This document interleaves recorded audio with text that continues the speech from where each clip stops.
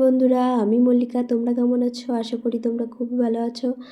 আর এতদিন video post করতে পারিনি, কারণ একটু বাড়িতে প্রবলেম চলছিল, পারিবারিক প্রবলেম, যার জন্য ভিডিও পোস্ট করতে পারিনি। প্রায় 1.5-2 মাসের কাছাকাছি হয়েই গেছে।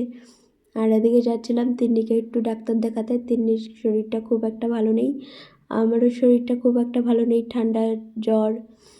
আর তোমরা তো জানোই কোভিড-19-এর মতো আর একটা নতুন ভাইরাস বেরিয়েছে, যার জন্য প্রত্যেকটা ঘরেই ঠান্ডা, কাশি, জ্বর এরকমই। তোমরা সুস্থ থেকো, সাবধানে থেকো, আর সবাই একটু সাপোর্ট করো।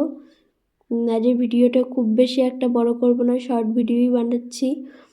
আর এদিকে তিন্নির ডাক্তার দেখানো হয়ে গেলেই আমরা বেরিয়ে যাব।